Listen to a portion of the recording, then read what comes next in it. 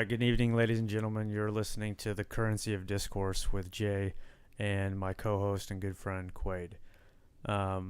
We've done this episode like 15 times, I think, over the course of a 2-year period. And that's a good way of expressing... Long road. That's a good way of expressing exactly how we feel about this. We've learned some good lessons in procrastination. Yeah. And some just good lessons of personal development, and now it's probably time to actually make this happen, even though we had the desire to do it quite a long time ago. And we changed the name a few times, but now the name is Currency of Discourse. Yes. And that's what we want to talk to you about. That's really the main theme of the show, which is why the title is what the title is, and we're going to kind of try and pull that apart now and share with you why we came up with that name and how that's going to kind of dictate the direction that we take this podcast. And I'm going to, go ahead. Yeah, we want to talk about what our possible goals are for the podcast and what we desire for it, where we hope that it goes. And I think part of that, like for instance, we've done this a million times now, but somewhere at the end between of it, 15 and a million. Yeah, but at the end of it, and we even tried just like going off the cuff, but at the end of it, we were like, we have to, like, we need this. We have to have the point where we explain what the purpose is, and like, so what's the point of having the conversation, and what is discourse? Like, what is the connection between, first of all, the title, Currency of Discourse, but specifically, what is discourse, and what about it is interesting, and what about it is worth discussing, and how do you use the term in such a way that's useful to whatever topic we'll be discussing or whoever we have on the show, who we're talking to. Yeah, I would say just, let's jump right into this and pull it apart. So, what is the currency of discourse? And why are we doing this? Well, I thought it was more conceptual. That was what it was when you, I think the word discourse came up and eventually it just came out of your mouth. But the idea is that communication has value, right? It's not something that's true. It's something that we're trying to make true, right? Or it's something that's true to a certain degree. Like there are certain forms of communication that have value, but the idea is that it should have more value and that there is a process, I think, part in making it more valuable. So I think there's a way that you can do communication which is less helpful, and then there are ways that you can do it that make it more valuable, specifically because it's what we mean by value a lot of times is that it's helpful in some way. It's a resource that we can use for betterment, right?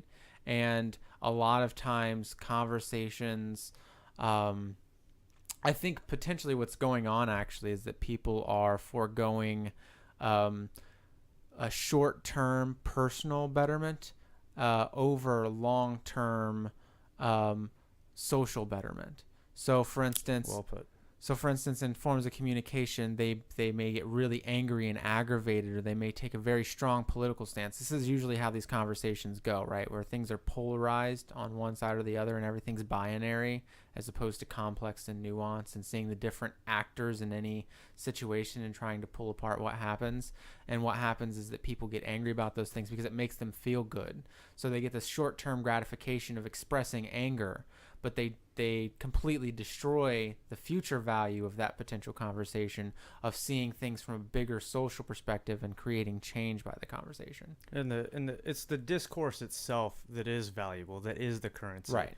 But it's not any kind of discourse that's valuable. There's a discipline to having the appropriate and correct way of having a conversation to try and figure out the answer to a question. And I think that one of the things that we want to do on this podcast is demonstrate how to have a conversation in a way that has utility, right, and will ultimately lead to some kind of result or consequence that is hopefully a positive one. Yeah, there are a certain set of skills in communication that are useful for certain things, and the idea is that they haven't been being applied appropriately to the common person, right? So one of the ideas that we want to convey here is that we are mostly normal people. We want bigger things, and we have, I love my job, and I'm sure Jay over here loves his job because we both talk about them.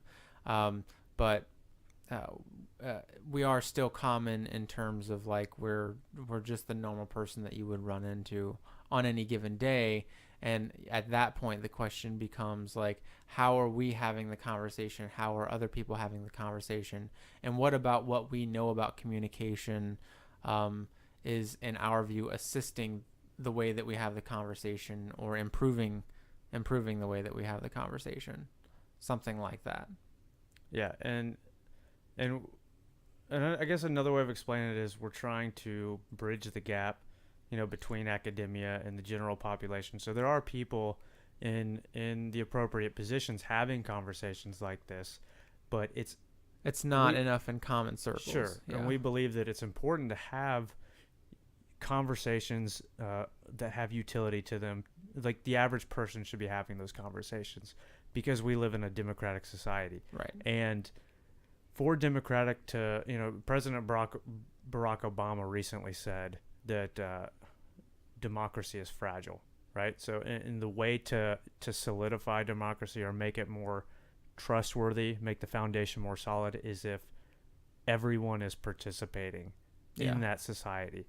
And you lessen the burden on everyone as a whole when we're all playing our role. Mm-hmm. And part of playing that role, or being even able to play a role, is having conversations in a way that produce results. Anybody can have a conversation about anything, right? At any point in time. That's incredibly vague, but we want to demonstrate how to have conversations. Yeah, so here's what I think has happened. Now that you're saying that, you're jarring some things that I think can help explain all this. I think what's happened is there's always been this separation between the intelligentsia, or the people who control society, and society itself. But democracy is deliberately emerging of those things in terms of control. And so what happens is, I think the common person is used to having certain conversations in certain ways, and the intelligentsia, or the intelligence community, or those in power, are used to having it in a very much different way than the common person. So again, I should clarify, when you say intelligence community, you don't mean like No, sorry. Yeah, no, nothing to do with the government. Yeah, I mean like the intelligentsia, the people who are, the intelligentsia in terms of concept is just basically the people in society who are well educated, who are in big ways steering society. Like these are like the big minds, like that influence culture in a way that just the common person hasn't had the power to for a very long time. Individuals who are like the tops in their field. Yes. Well, yeah, and exactly. This has been a progression over time. So the intelligentsia in the Middle Ages, or it's going to be more like the Catholic Church. The Catholic Church was an intelligentsia at one time. They were the educated class that steered social, right? So, and the idea is that eventually, I think Karl Marx kind of started this, or he didn't start this, sorry, but he noticed the merging between the two, right? He noticed it starting to happen, and that's largely where people confuse his work, but he was actually speculating on what he thought was going to happen, which was that merging. And so the idea is, one thing that makes it more difficult is the fact that ultimately the way people have conversations day to day are actually different from the way that people have conversations when they're in a position of power. And that's important because if we aren't having the conversation in similar ways, we're not doing it as critically. That's one issue. Like, again, talking about the intelligence community, there are certain ways to have a conversation that are going to be beneficial to a whole social structure that may not be as beneficial to the individual in the moment, but the individual needs to be able to, if they want to be a part of something bigger, be able to see past that. You always need to be able to see past the individual, and we haven't, as a common people, figured out how to do that, to see past ourselves as accurately as we can, I think, possibly. Like negotiating, for instance. Negotiating is a skill of communication. Is it always there in every form of communication? No, it's not. But in terms of politics, should it be? Yeah, some form of negotiation should be going on in any form of political communication, but it never is. Whenever we're talking about a political topic, we're never talking about negotiation. And it's just like, that's a problem. That's a lack. That's showing that there's a separation in our skill set as a people, and using discourse properly. And I think talking about the political arena, something that matters when it comes to discussions is truth, right? Mm-hmm. I have a feeling we're going to talk about truth a lot, throughout, whatever this becomes. And we're right in the middle of this thing happening in our culture where we can't, like, no one is honest, or a lot of people in positions of power are knowingly being dishonest with us. But even still, with cameras in their face and microphones, at their lips, they're telling these, essentially lies or half truths, and that's detrimental to the ability to have a conversation that creates positive change. And they're also getting away with it. That's getting away with it. Right. And I think trying to reinforce, like, just the ability to have an honest conversation now is suddenly a skill. Whereas that's good. Yeah. At one point it was probably just a given that there was some level of expectation that there was going to be, some honesty in a conversation, and everyone agreeing on what reality is. Yeah. And that's not necessarily here now. And so I think us trying to stay grounded in what's really happening and trying to wade through a lot of the BS is kind of crucial at this point. And that's why we're doing what we're doing at this point, to demonstrate that, like, okay, the average person can sift through a lot of the misinformation and come to reasonable conclusions. Yeah. Now, it's not easy to do, but we can demonstrate that it is possible. And there will be times, I think, where we'll have to own up to being misled by misinformation, but it's possible to recover from those things. That's important. Like, you don't have to get stuck in a lie or being caught in. And there's also a way to recover too. Like, that's the other thing is, like, there are people who I see, they might recover from a lie, but the way that they recover is by trying to ignore it as much as possible, or by not bringing it up, or by mentioning it in just slight passing and then moving on, rather than really sticking down and saying, wait, okay, first of all, I was wrong, but also, why was I wrong here? And actually trying to get to the crux of where the mistake really happened and how do you avoid that in the future? Mm-hmm. That never happens. And it's just like, no, mistakes are things to be analyzed. They're not an error in a fact. They are essentially that, but the point is that there's more information there apart from just the error in the fact. I think individuals often associate shame with being, like, if they identify something incorrectly, like in having that realization that you've done that, there's a feeling of shame sometimes, and you try to cover that up.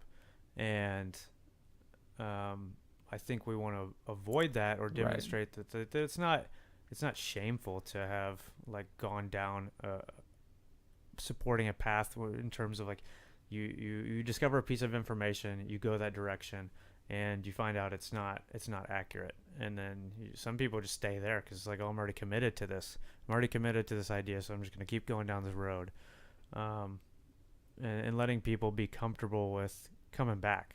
Mm-hmm. From that. Oh yeah. And so, setting that type of atmosphere. It's an atmosphere under which that happens in which someone feels comfortable. If you ostracize someone, you put roadblocks for them, they got to stay on the road that they're on now, because you've taken away a new path. You've made it right. Down. Yeah. You've made it a shameful experience. So it's like, of course they're going to double down, because the other option is to them agony in some way. No shit. Exactly. So I just think that that's important that we try and demonstrate that as well, I suppose. Yeah. And so a couple of things what you're saying. So one is the other thing that we're going to eventually have to answer, but I want to answer tentatively here, is the idea of facts, right? So what are facts and where do facts come from, right? This is something that we disagree on fundamentally, and specifically my work right now, it does revolve around this, but the point is that this conversation has already actually been had by humans in the philosophy community and in the science community. Like, we've already been having this conversation, and unfortunately, because again, there's been that divide between the intelligence community, or the intelligence, I gotta stop saying that, but Yeah. between, the bourgeoisie and the proletariats, or how, that chasm between the have and the have not, the powerful and the powerless, that they have the conversations differently. So the common person hasn't been updated on that conversation. They haven't had the amount of access to knowledge that those in power have, because they had more resources to gain more knowledge, and the common person wasn't privy to it. And over time, what happened in the 90s was we had an educational revolution where essentially we said education isn't just for a specific type of person. It's for everybody. That idea gained more and more ground. Eventually, veterans were a big one. People who came back from wars started to get educated. They were being given assistance by the government, right? Yeah, to go to school, right? So, and again, and then African Americans had to fight for their rights. So eventually, this idea that like everybody should be updated on this conversation became important, but we still haven't gotten there yet. We still haven't gotten to the point where the common person who can now has access to education in a way that has never been possible in the history of humanity, right? We're still waiting for that. Like, we're still waiting for that merging. Well, in any system anytime you have a class system where there's an upper class and a lower class, the upper class is always going to have more information than the lower class, right? Mm-hmm. But we do have more resources. The lower class has more resources now than they did before. That we have the internet. Yeah. We have access to correct information and incorrect information. Yeah. But you can still expose yourself to more things now and learn more on more topics than people did even 25 years ago, before internet was common or anything. Yeah. You can now watch videos on meetings that Congress has, and it's just like you couldn't go sit in on the king, as a common person, and figure out what's going on in the politics and try to have your part in it. That wasn't your part. Now it is your part, and we're in large part not doing it as a people, and that's the problem. Mm-hmm. We're not prepared for the conversation that we have power to now have. Yeah. And so again, the idea of epistemology, it's a real thing, and we'll talk about it, but there is a reasonable way to decide what's true, and when you can trust a certain authority figure, and that'll happen too. But mostly we are concerned with I think what I would want to emphasize, while all those things are important, and truth it is a thing, and you have to contend with it always, but the other aspect is, I think we want to see people more than anything. We really, like, to us, the bottom of discourse is fundamentally people. It's just like certain sentences are right or wrong, but communication can never be right or wrong. Communication is always just happening or not happening, right? Like, it's not communication innately that's wrong. It's usually what has to happen in any scenario. Even if the people that are speaking are having the conversation incorrectly, how to fix that is through a conversation, right? So it's right there, right? Everything is through that medium.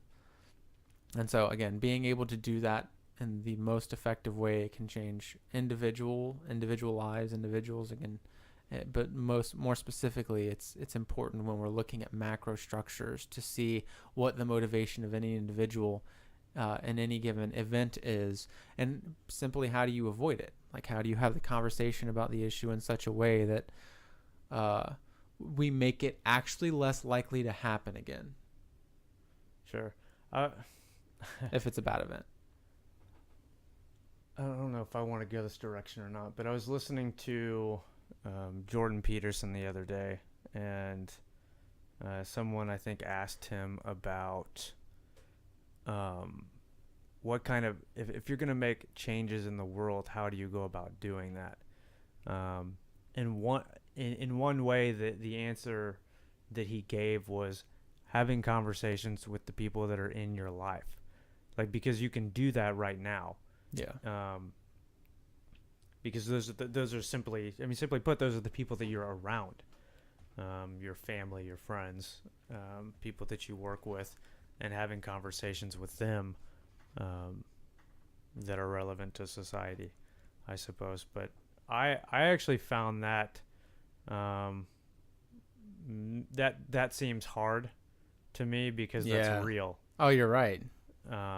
Because it's easy for us to have a conversation on the air like this, Yeah. and talking to people out on the internet, that can listen to us, but to really go out and have these conversations that we're talking about with the people that are actually affected around me, where you can create the most change, I think, because of your proximity to them, is the most likely way that I could create that change through conversation, or positive change through conversation, but it seems the most challenging. Yeah. To Yeah. me. There's certain constraints that make that scenario unstable, that communication unstable. It might not, it's probably not on your part. That's the other thing too, right? It's just like, well, I want to talk to my family about these issues, and I certainly would. Like, my family might not agree with me. I'm completely fine if they want to talk with me about this, but I know they're not going to be okay if I talk with them about this. Do you think that's a common feeling for most people? Yeah, yeah. That it's easy for them to have these Yeah, abstract. Yeah, and exactly, and I think that goes right back to the title of the show, because I saw something online. I forget exactly what it was, but a lot of people, because I'm a teacher, a lot of people in the English teaching community liked it or whatever. But it was essentially like, maybe the problem isn't politics and religion. The problem is that we spend so much time not talking about these things that we don't know how to have a conversation about them. It's right? uncomfortable. Right. And what if the expectation was that was normal to have conversations, Exactly. hard conversations, Right. with the people in your life? Right. It's just like, well, why aren't we resolving these issues? Well, that's what happens when you don't talk about anything. Yeah. Right? Like, that's We've gotten to a place where certain conversations are off topic because of their difficulty, and that seems like a serious cultural mistake that we've made as a whole. And especially also since they affect so much. I mean, you've taken politics and religion off the table, and those are the two single they shape our world. Yeah, like conversations you could have that really have a huge impact. Let's take some of the most important things that affect every aspect of our lives, and be totally silent about them. Yeah. At the dinner table, when we're supposed to commune together. Yeah, exactly. Like, let's have a boat, but not talk about how to steer the boat at all. Like, that's just off the table. Mm-hmm. Or how the sails work. Like, the important stuff of how to run the thing, you're just gonna chair and not talk about. And so that, I think, goes back again. So then it's the idea that if you want to create change, how do you create change in anything? When you have a problem, how do you fix it? You need resources, right? You need what we would call currency, right? That is what currency is. It is just a metaphorical representation of resources. And so the idea is that discourse is in that same way a currency, right? It's something that you have to use to improve the situation. It is a resource. It is itself a resource that you can use to change. And in fact, that seems like the only really way that you can. And in relationships, that's something that you just like currency, it's something that you save and something that you spend. Yeah. And you have to spend it on others. Yeah. As part of a communal thing. Yeah.